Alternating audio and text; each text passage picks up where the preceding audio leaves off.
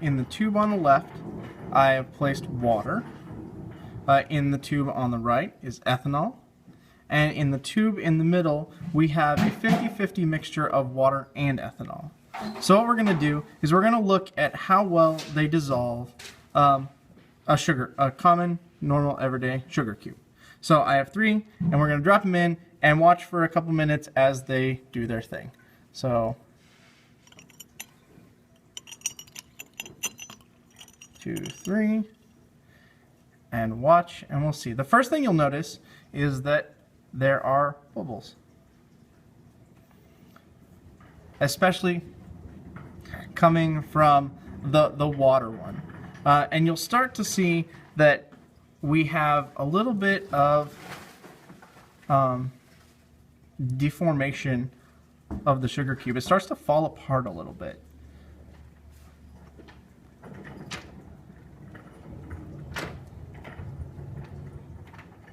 So a few seconds later, we still see bubbles.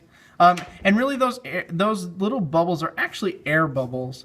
They come from the air that's trapped inside the sugar cube. So they don't actually mean anything is happening in terms of chemical change, but it's just the air being released from the being trapped inside of the sugar cube. Because you'll notice that nothing is happening on the ethanol side.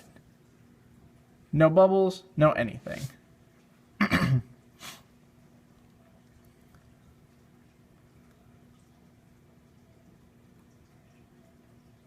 So as we continue to let this sit, you'll notice that the ethanol cube, nothing.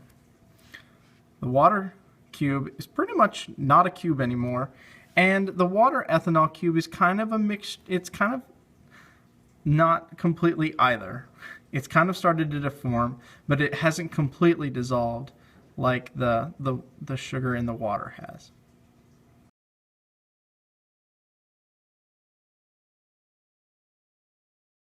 So this is about 2.5 minutes in.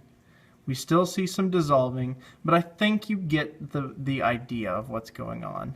So here, fully dissolved. And if you let this sit here long enough, all of this will pretty much dissolve. Sitting here, nothing will dissolve, and it will sit that way forever, and nothing will dissolve.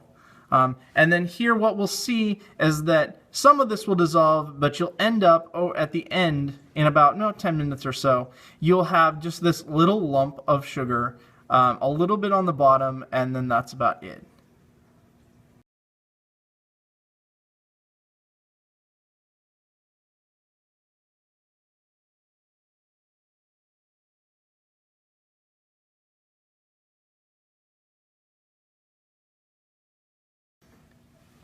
Okay, at about 12 minutes-ish, we're pretty much done.